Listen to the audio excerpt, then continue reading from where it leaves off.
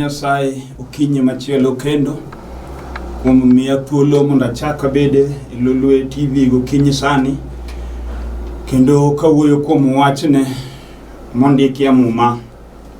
En okinyi maber ma Nyasaye osetimo ng'wono mondo wachak wanenre kodi in janeno mar Lolwe TV, kendo agon Nyasaye erokamano kuom arita mare moseritago to in bende oriti mondo wachak wanere Jumapili okinyi ma kawuono kendo. Nyasaye ochako miya thuolo kendo mondo achak atudra kodi mondo mi wawinjre e wach Nyasaye mag Nyasaye dwaro ni mondo mi asom kawuono gokinyi ni. Kamoro amora mantie akwayo ni kata kapo ni dich matin mondo ibed piny mondo wawinjre kuom wach, bang'e ang'wan lem kata kikoromo kuom weche duto ma Nyasaye biro miya gokinyi ma kawuono. Ang'ene ni kinde ma weche tek, kanisa ok wadhi nikech tuo marach mar corona, omiyo sirikal oloro kanisni. To Nyasaye otimo ng'wono mondo miwa yo machielo mwanyalo tudrego kode kokalo e TV. Kendo ago erokamano ni Lolwe TV gi jotelo mage te moyie mondo jotich Nyasaye yal injili kokalo kuom TV ni. Nyasaye ogwedh director gi jotich te momiwa thuolo ni mondo wayal ka, kendo Nyasaye mondo mi TV ni oting'o malo kendo med dhi maber kendo med yarore. Nyinga an Bishop William Abol, an jalego mor Malanga e piny Siaya County. Ang'amo war sani adak e piny Nairobi ka. Nyasaye omiya thuolo tinde atiyo tich Nairobi, tich Nyasaye e piny Nairobi ka. Kendo kinyi ma kawuono adwaro ni mondo asome Muma kuom wach madwaro ni mondo awuoye kodi. Ber mondo ibed mos e odi kanyo, tichik iti kibende in kod dwaro mondo wach Nyasaye ma Nyasaye oketo kuoma gokinyi sani mondo okony ngimani kendo okony odi. Nyasaye tiyo kokalo kuom wachne, kendo ka ng'ato winjo wach Nyasaye to wach Nyasaye nyalo change kata kotuo. Wach Nyasaye nyalo gole gima tek momake, kendo ndiko wacho ni nooro wachne kendo wachne nochango joge. Omiyo Nyasaye omiya ujumbe matin gokinyi sani mondo awuogo kodi. Kawuono adwa nasome Muma mar wuok. Adwa nasome Muma mar wuok adek kwan matindo 7 kod 8. Muma wacho kama: kendo Jehova nowacho, adieri aseneno sand mar joga man e Misri, kendo asewinjo ywagruokgi, kendo aselor mondo mi awargi e lwet jo-Misri, mondo agolgi e pinyno, akelgi e piny maber kendo malach, e piny mopong' gi chak kod mor kich. Agone Nyasach polo go piny erokamano. Muma masomo en Wuok 3 matindo 7. Thor wach madona wuoye gokinyi sani en sand mar jachien mako go ng'ato kosando. Mane wach madona ler, tabro wuoyo kuom Nyasaye manyalo golo ng'ato e sand ma jachien omako go ng'ato. Muma masomo ni wuoyo kuom jo-Israel ka gin e piny Misri. Kindego Muma wacho ni kane gidhi Misri ne gidhi ji matin kokalo kuom Joseph manomak ka wetene nouso motere piny Misri. Nyasaye okwang'ore gi Joseph ma Joseph obedo jatelo maduong' e piny Misri. Bang'e kech nowuok e Canaan kama jo-Israel nodakie nyithinde Jakobo. Bang'e ne gipo ka ng'wono oyudre ma gichopo e piny Misri yor hono. Muma wacho na chien Farao manong'e Joseph notho, to Farao mane kia Joseph nokawo loch. Yorno nochako sando nyithind Israel, kendo ne en sand mager ahinya. Muma wacho ni mon nodak ka mond liete to gin gi chwo, kendo chwo nodak ka mabuse to ketho magitimo miyo twegi ne onge. Ne gitiyo matek ka gipuro puothe madongo, to puothego kata ochiek, cham ochiek kanyo nok konygi, to cham go ne konyo mna jo-Misri. Muma wacho ne gigero udi madongo ahinya, kendo ne giloso mtafari ka gigedo. To udi mane gigero go nok ginyal dakie. Gin ne gidak udi moko maricho, to gigero udi mabeyo ahinya. Gino nosudo mochopo kama koro nyithindo bende jo Misri ok dwar mondo jo Israel obedgo. Maka dhako nomako ich to nikiye konyuolo nyathi mawuoyi to ninego. Ma dhako ne dugo gi lwete nono koting'o besen ka nyathi monyuolo dong' e osiptal dong' e muchari. Mano tij jo Misri kokalo kuom telo mar Farao. Gino nodhi mochopo kama koro nyaka nyathi ma nyako konyuol tinego. Wach manobedo matek ahinya jo Israel ka koro sigu miluongo ni Farao nodagi dongo margi. To ka Nyasaye ne dwa konyogi, nitie nyathi moro manonyuol e ndalono miluongo no Musa. Min gi ka nonyuole kinde moninege nyithindo, to wachno nochune mokawo nyathino mondo odhi opand kama nyar Farao luokorega. Mano kawo Musa gi nyar Farao moteri dala Farao modongo kuno. Gimomiyo Nyasaye ne timo mke Nyasaye ne dwaro yo mowargo Israel e lwet Farao. Mano omo story matin mondinge nwach machomo wuoye en wach mo akanye. Koro muwacho ni achien jogi nosando nyithind Israel ahinya. To sand mane gisando go Israel, Jehova Nyasaye ma jane dhano noneno. Omiyo nondike muma niya. Kendo Jehova nowacho, adiera aseneno sand mar joga mani e Misri. Kendo asewinjo ywakgi. Asewinjo ywakruokgi. Kendo aselor mondo awargi e lwet jo Misri, mondo agolgi gi e pinyno, akelgi e piny maber kendo malach, e piny mopong' gi chak gi mor kich. Nyasaye nowinjo sandruok mar Israel omiyo nooro wachne mondo odhi oresgo jogo. Kawuono wawuoyi sand mjachino makogo pinywa masani ka koro awe ma Misri mane sandogo jo Israel. Wan gi sand mochomo nyiri chomo yawuoyi. Kendo wan gi sand manyalo mako kijana moro matin mayako miyudo ka jachien sande matek ahinya. Wan gi vijande jachien sando mana kod jaga, go kong'o, go mer. Mano gimomako wuod ng'ato ma pod tin kata ka en university, kiyudo ka sand mar njaga go mer omake. Momiyo jonyuol mang'eny chulo school fees, moko tero nyithinde parallel. Mutiyo go pesa maduong' ahinya mondo puonj nyare kata wuodi, mondo graduate university. To nikech nyathino ne lwet sand mar Satan, iyudo ka nyathino obaro, ma skul ok osom. Miyudo ka school fees tichulo, to duoko maduogo ni kuom nyathini onge. Uduogo kofwa lwete ka nyithindo mane gin gi skul graduate, teno odong' e ot kanyo ka gimowach kodi otame. Keche sande. Moko jutiende sando mana gi chode modhi ahinya. Miyudo ka nyathi odhi e college kar mondo som, to tieno ene parking ene iyude ko inange. Mano nyathini manyako mani geno kuom ene mabiro golo chandruok e dalani. Yama jachien omako sando gi yor chode. En chode adier makata in iwuon janyuol kineno nyathini to lit ni ywage. Momiyo jonyuol moko ywago nyithindgi mapod ngima ka gima nyithindogo osekotho. King'iyo ngima ma nyathini ochomo, tadiri neno ka gima chalo dhako moko nonyuol. Kech nyonge geno mineno kuom nyathini. Wan gi nyithindo ma yawuoyi motamo wang' jonyuol. Jachien omako riwe lwetgi dhigo. Yudo ka in gi nyathi seche moko jamwandu ahinya, odi nigo mwandu. Kendo onge gima nyathini okose odi madeni otim gik motimogo. Yudo ka nyathini nobaro donjo e grup marach mar kuo. Kendo iwinjo mana yuotho kod bunde, to mwandu to nitie makata en owuon gima oremo onge.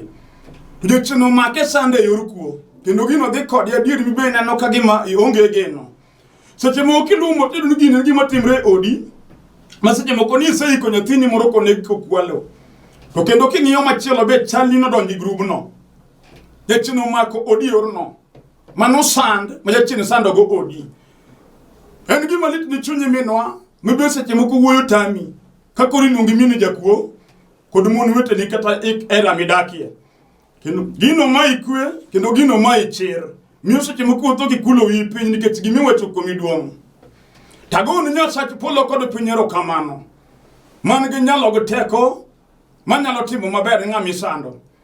Kata obed sand momako wuod ng'ato, madichuo ineno ka jachien mar kong'o maki kod sand osandi. Oketi mer mar ura mar ran, omiyo madho kong'o mikiari. Isetemo yo maduogo e lwet chandruok mar mer to tamore. Ine sand mar mer momaki sembi kadhi kodi. Mondo mi madhe ba duong' madikori segero landi. To pesa kiyudo jachien no tomo kodi mer tir. Ukinyi makawuno mumamwato nije obosene no chando majachini sandigo. Umiyo kawuno ora kakaja tichini munda kodi wach. Manyalo gule jachini masandi. Kato sandi mutami usipna. Ino ich inga musomo mangari yakahenya. Kendo diri ngama yungeyo kanga musomo. Kata ni se graduate kadini ko degree adi. Yachino dinu ni degree makata ticho kenyal nwango. Yenya yido wodi ngato kadembo boda ko degree. Osego la motame magino go kodere boda. Setumuka piko moriembo be mana mar ngato mondike. Ten ngat musomo mariek. Uti chimo chal kode. Kendo diri kata ko neno jok mung'eye to umuwie mondo kik ngato ng'en mane en. Utiyo kundo baji kia emi yude. Kege chino baro kode usandi. Eni luti ja sigu maja sandi ji. Umaki. Jomani somogo tiyo. Kendo gin joma dhi maber. Kineno gi to gin joma dak maber ahinya. Wachno mi pondo ni jok mung'eyi.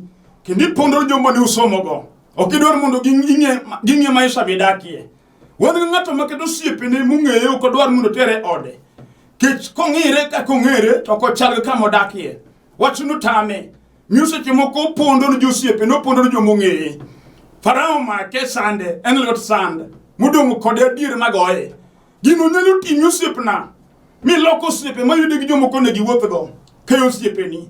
Kech gechino maki. Uketie sande mudong mus. Jo Misri no sando jo Israel. Majo migeno jo Nyasaye ne chala chokora. Ne gidak maisha moko margi. Nyithind Nyasaye no bedo jotije ji, matjotije mokonyre kodgi. Mon no daka mon lido choge pod ngima. Donge mamine no kedaka chiliel sani. To di chuto ingo matiyo kendo ma pod tin kendo mar tek. To je chien mar sando goli elweti. Omiyo en munie morie do kodhi. Oloko mon ka ngama loko betrie toch. Kiny en go ma ruchi de ma chielo. Nyithindo gi into juangi okodewi. Piny ruodh Farao make sande dhi kode. Omiyo ko para nyithindo ko par ode. Tich mutiyo gero go piny ruodh Farao. Pesa moyudo gero go piny ruodh Farao. Piny ruodh chode gi piny ruodh mer emutiyo ne.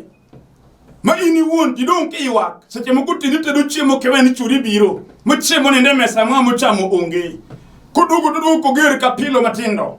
Okogolo ni wange kiweto do nogoyi. Kendo nyalo wacho ni wete maricha hinya. Mano wacho matimre odi. Omi onge kwe kato kinye mayaleni. Pinyuru kinyi ke kamaricho no ninde. Kigone simbe ndo komak. Komako to yanyi. Seche moko myo dhako mochado no simi. Wuoyo kodi ka chai kendo yanyi. Farao make eni jwela. Wasigu sande. Pachi olokore moko par nyithinde. Wan gi dhako ma nonyuolo nyithindo. To nyithindo te wigi obaro. Onge nyathine mapare ka dhako ma nonyuolo. Gidung'elo sande ka jasigu mako gi matek. Mano wach manyalo miyo ywag minwa. Bukinyi sami winjo kayali injili sani. Kitabru kilo Yesu jatelo. Dalo ma onge gi matek manyalo tamo. Kata wasigu ng'eny kata giwakore ni dalani. Gigo wago grito gigo yawuoyi. Omiyo onge moro minyalo neno ka nigi kwe. Ineno kichomo ni dong lweti ka dhako mok nonyuol. Wan gi Yesu ma jaket ni ji alweny. Wabro luonge gokinyi sani kamibete kiniyani. Dogineno ko sandi. Minwa manyithindi idong kitiyo mar mon wetene ka nyithindi chiem. To churi do tiyo tich maber monego pidh nyithindo kendo puonj nyithindo e skul. Kiyo luwe mostero nyathi malaya mochuno skul manengo ne duong' ahinya. To in seche moko kata ka nyithindi dhi skul tamore. Kech Farao make. Dong' e lwet jal marach. Weg lweteno nodugo ka seche moko an gi lweteno. Kinde moyudo pesa okia ode. Iyudo mni ute mon moko ka pesa orumo koro yak oduogo. Duka ka dhoge otuo koneno molit ka koro chalo ng'at machandore. Mano gima time pile dichuo dongi winja. Kato kinyi sama yali seche moko ya tini dhako mok chiegi. Ema pinyi no runie ka wono kinyi bete pinyi madho chai kibete sofa i ot mok odi. Odono kata paro ni ine won go uchule ji mang'eny kata kidak kanyo seche moko nindo kiluor. Keche kian ng'ano mang no duong' dhot gotieno. Sani nyalo nena kibete pinyi ti nyalo paro nango matimi. Momiyo yudi odni gokinyi sani. Tinyalo dwaro Nyasaye mayalo gokinyi sani mondo golili wata jachien momaki makoro sandi ni. Momiyo tinende ini mbaka maji goye dala kajuro mi family meeting. Tiwacho ni jowadu wawuoye uri wacho tieno. Maro tieno ne utieno dhi marach. Utieno we nyithindo, utieno we chiego, utieno wuotho marach. Ini mbaka migo i family. Ibegi no litini owadwa. Gima timi otami. nitie jal manyalo wari chandruogno iluonge Yesu wuod Nyasaye, jal manochulo nengo rembe musalaba Kalvari, manochiwore en owuon mondo wara piny rot jasigu. En munyalo gole gima timino kawuono kod okinyi. Kata gin jochiende moserano jodala mathoth momiyo baba ni notho ke chodo oko mano uyude kodhi katerie manotho e kidoke dala ken maiti. To gino timo jodala ma ng'ato thomna ka chode. Tibe gino sendi kadhi kodi kawuono wan gi jawar manyalo waro chunyi magolien wet gima timino. Jo Misri no sando jo Israel kaka koro gisandi minwa. Ne gidagi ni dhako kumak ich manyuol nyathi mar ting'e tiende. Komako ich kodhi nyuol tinego nyathino. Wan gi mon sani ma ich oting'o dweche 9. Makini mag nyuol romo dhi osuptal. Kata kamano nyathi moko duogo. Jotich Farao de nyathi ke konyuolo mas to nyuolo maiti. Omi senyuolo maiti dabal nyithindi mang'eny. Senyuolo kata 3 kata 4 motha thoya kinyuol. Miduogo kod besen go tawel miting'o ka onge nyathi miduogo go. Farao nyonore okodwa mondo nyiting' nyathi. Omiyo gino seche moko miya nyienje madongo dongo. To wan gi jaruta yan jatiek anyera. Jal manyalo golo siboi koda chan ng'ami nyiero. Yesu Kristo wuod Nyasaye. Jal ma piny wuoyo kuome ne en kende. E jachulo nengo moromo chuth. Iluonge na Juga mar ajuoke, daktari mar dakteche. Jal ma Musa odamra amodhi gi piny Misri koting'e lwete. Tano temo matin ka koro jo Misri thiano. To bulo luth piny to luth lokre thuol. Tajuke ma jopiem gi jo Nyasaye. Ma joting' wigi mawacho ni onge gimoro nowarruok. Musa yanyo nyaka jonabi moyanyo nyaka jo injili. Utemo kedogo Musa ni gibe gitimo thuol ludha gi olokre thuonde. Ta wuoro Yesu ka Nyasaye. Muwacho ni thuonde Musa nomonyo thuonde ajuoke te. Ukinyi ma kawuono. Katibeda ajuoga matemo ga kedo gi jomowar. Ng'eni Nyasaye mwachungo milamo tek. Notieka ajuoke mag Misri kata inobiro chomi. Omiagoni Yesu Kristo erokamano. Katubedi sande modhi ahinya. Modhi ahinya momiyo kendo tami wadwa. Indiki kendo dhako to dhako wei. Mise munuse wei mang'eny to pod tin. Wan gi dichuo minedo kan gigi ne pokoromo kata gigi 38. To mon mosewe mon 5. Okendo to a moko agi nyithindi. Gima tim yutamo wang'i. Iponjro ang'o matimore. Seche moko dhako moko chwanyrugo. Ya atitido ko onge. Isandi ya sigu no maki osandi. Chomo ko dile mondo thoke musomba. Kionge dhako machiegi. To kawuono Yesu mayalo nyalo golie sande no. Tiwinjo mi yie kuomi gokinyi sani. Kech ene jal magolo je sand. Maja cheno okelo ng'ato. Kato bedo nyako matin. Isetemo dhi tedo tamore. Ya wuitugo kodi to wei. Ng'ato biro ne maber mu loso mu chan mu pang mu wuo. Mi watch mi bende los mi bende mamor. Mu go pichni mi post Facebook. Ke wacho ni wang'e tayudo. Mi watch weche mang'eny mi pake gi nyinge te. Mi tero nyaka report ne jonyuol. Maseche moko dhi nyaka introduction. Ka uduogo. Yechen donje to gino kere kamano. Mi chaki dong kendi. Mi chaki dong ka ng'ama koro wuoyo kodi onge. Muni kanyime gani penji. Na Alice donge ni nyiso wan iyudo ng'at maduro kendi. Wachu no be nang'o. Gimi duk tami. Farao maki osandi adier. Wachu mseje moko chunye neno tho. Mi wacho ni kawuono an kemo giki ni adera. Aol wich kuot. Wacho ni wang'ni motimre to kichak penja kendo kataka wuoye. Afadhala kaonge mana. Iwinjo der ko ken answer. Wan gi jal manyalo goli gima timino. Iluonge Yesu wuod Nyasaye. Manyalo wari gima me ko chunyi paro der wokono. Mondo chako duki digeno kod ngima. Kata bede chieno dichuo momaki. Omiyo tichitiyo tiyo pesa madongo ndi. To pesa kiro pesa kukonyi. Pesa ketre lwiti baka pesa rumikia. Hiro pesa dier mi bendi plan. Seche moki bedi kada gichege pinywa ten min ngane. Wang tadi hiro pesa maduongo nego watemu gima kama. Mu bendi penye mu chor, mu ndik budget. Pesa no kada wanja donyo kisram. Mi poka pesa rumilwiti magi mi loso go onge. Idon kigo kwa na toke yuda answer. Manu gi muse timre ni gaminga. Wani gi jima yudo pesa to ka pesa rumilwiti tame. Manu je chen mu maki. Masandi. Omiyo jo mutiyogo otimo gik mabeyo minyalo ne. Tinonge gi maber minya yudo kitimo elweti. Go pe moluwi konde ka konde in gugowi. Achienu no sembi kos dikodi hikimedore. Wan gi joma hik gi ng'eny sani. Moko naga yudo ka pango no product i town. To je chinu dino ne i town moko nyalo dhi dala. kata ot modhi donje gi nyithindo onge. Jachino noloro ne makato tem modhi dalo kenyalre. Mano Farao momako odi ng'ato molewo go. Osandi adiru dino ni. Omiyo tinde ni nyieri nyaka nyithindo matindo me itoki nosego mier. Inte doke dalo tamore. Wachuno lewo kodi osepna. Omiyo wi kuot kata kidhi bucha nyola. Inyise ni into ling nyithindo matinde wuoyo. Kendo kata kidoro jotelo mag bura tino kinyalo keti nikech ionge mpango. Ng'ama jonge no fail. Mi wacho ni into ling ka iniwe kuoyo. Kech gima de wacho madi puonjwa onge. Chino ma nyaka title mari duong. Mi chalo nyathi matinde kine nyithindo manye toki. Wacho no chando chunyi. Oh kawuono. Sando no ema chomo tere mi chino ketieno. Wabro lamo Nyasach Israel okinyi makawuono kiwinja. Kata wasigu ng'eny. Giluri konde ka konde. Kata nyathi kimirwa. Mamini ginobiro ga dala masari dakie. Jodala no loko ni paro onge ng'ama dore dala kanyo. Nyaka wunu mano kendo minutinde okdwari. Wete ni monyulo go mena loko ni paro. Idong kendi ka ng'ama ko nonyulo gi ji. Omiyo pinyo ong'uli pinyo kwedi. Yuge kamego igere kata mana ot bidonje gi nyithindo. Chugi wacho omun ng'ano kidware ke kadwa dhi dala. Kakidhi dala tamore. Woni gi ji makaji dhi dala to inodong Nairobi kata Mombasa kata Kitale. Okonyal dhi dala gi. Nyithindo wacho ndadi supeleke ushago. Ko winjo wacho to chung moko duoko. Kech gima do wacho tame. Chino dino ne. To Nyasaye mayalo. En Nyasaye manyalo yawoyo.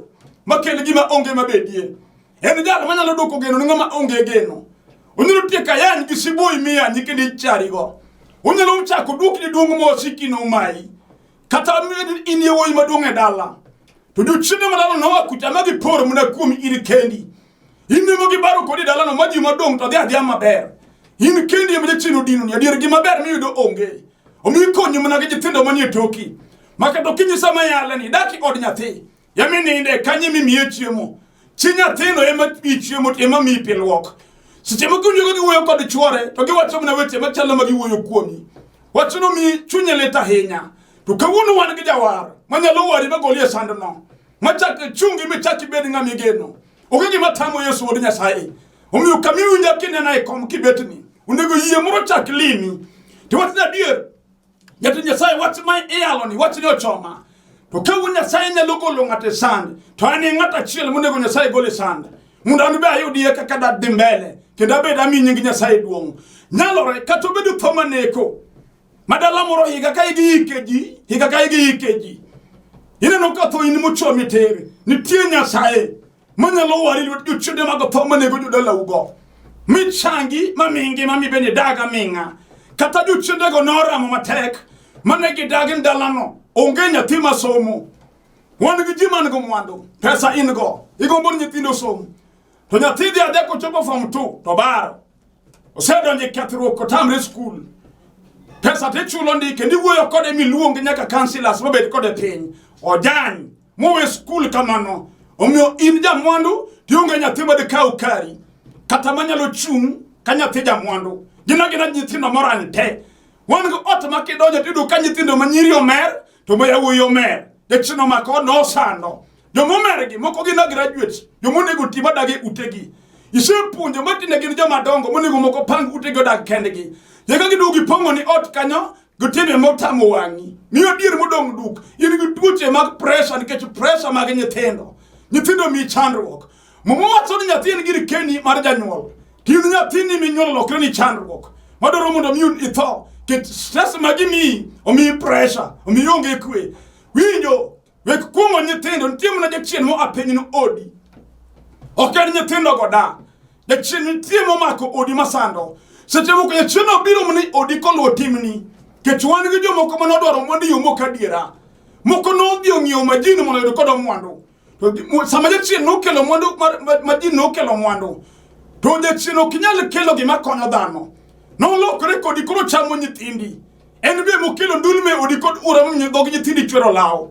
To be eni moketi mami onge kwe wami do to kapode tin.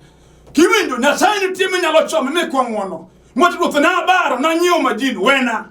Muni wara mure chaka be ane kwe. Nyasaye nyalo. Kata ken mnarie community yo kana yudo mondi yo moko kare. Kata ditio kod yaga juoga imani yudo go mondo masado ukelo chando kiodigo. Kawono tie Nyasaye manyalo golie jela no. Mawari adier matimne ngono.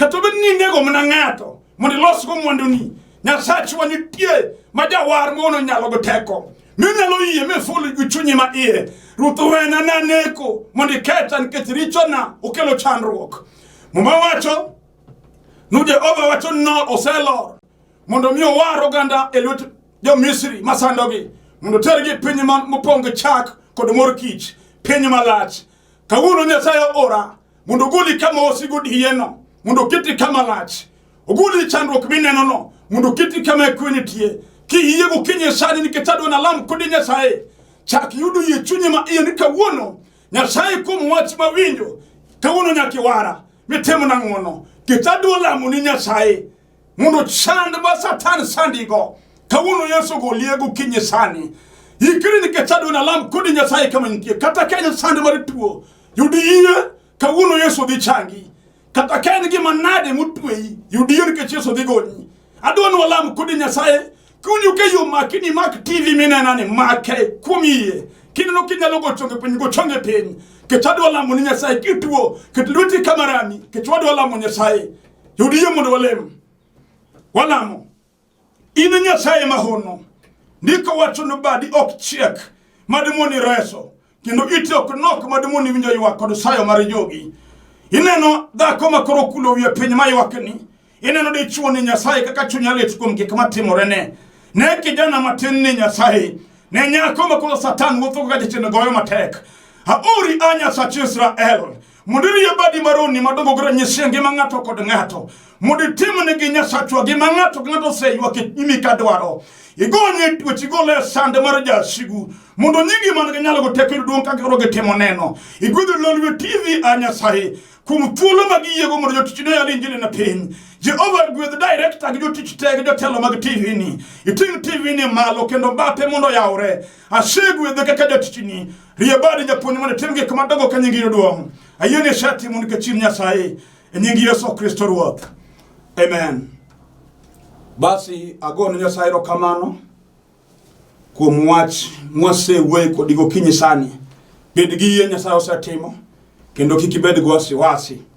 An Bishop William Abol ajalego Murmalanga piny Siaya County dala wan Matera School kanyo sani adak e piny Nairobi ka kadi dwar mondo watudre kodi yor sime namba na mar sime ni screen piny kanyo en 0721 280025 0721 280025 Airtel 0782 495 083 0782 495 083 ka in go wach go sim wabro wuoyo Nyasaye mundo gwedhu. Shalom.